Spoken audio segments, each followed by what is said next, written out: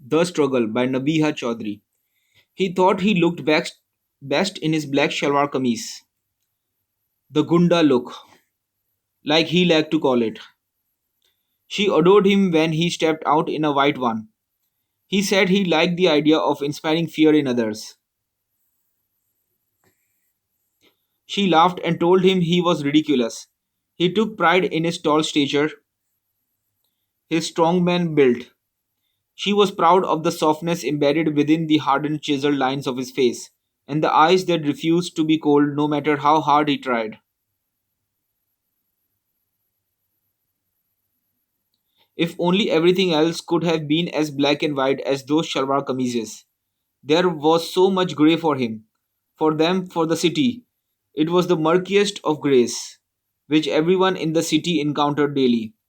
Karachi, a city defined by a constant tug of war. She could never quite decide how she felt about it.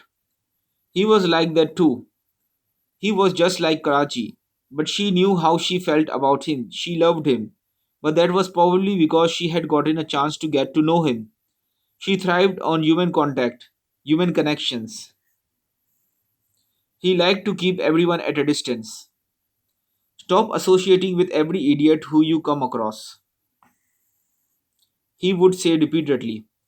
When she paid no heed to his endless unsolicited advice and refused to share his suspicions, he began to set ultimatums. You have to choose. You can be a part of my world if you accept them. This world is an evil place. People are evil. All they need is an opportunity to use you and exploit you. Stay away.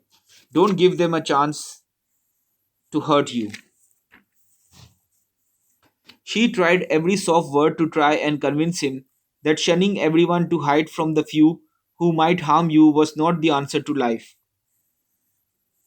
He refused to believe. His convictions were strong, stubborn. Why can't you be happy being the good guy you are? Why are you bent upon selling your soul? You don't even have a half hearted excuse or justification for wanting to go down the wrong path.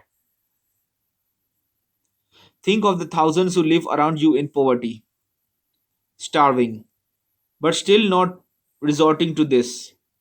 You have everything that millions of people strive for day after day. Then why? Because this world was not made for the survival of good people. So I'll pretend to be bad, he said quietly and turned away from her. You might lose yourself in the performance, she said, throwing her hands up in the air as she got more and more frustrated. You will lose yourself in it. I want to lose myself in it, he exclaimed, banging his fist on the dark wooden table. I want to be numb. It's not my fault that I am forced to be a part of this disgusting world. God didn't ask me if I wanted to be here before He sent me down. She shook her head in disbelief and wondered for the hundredth time what she could possibly do or say to change his mind. Listen to me, she said, taking his hand.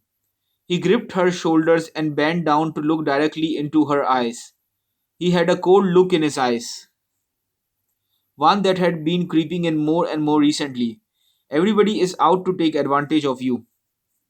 You have to show them who's boss before they get a chance to damage you. But what would you know? You live in a world of fantasy, of books and stories. Don't interfere in things that you know nothing about. I trust you more than anyone in the world. You are the only person in the world that I have learned to love this way. For once, his sturdy hands were shaking. He closed his eyes and took a deep breath. Then he pulled the trigger. A single shot rang out and she fell without a sound. He had shot her with a single bullet in a single second, just like that.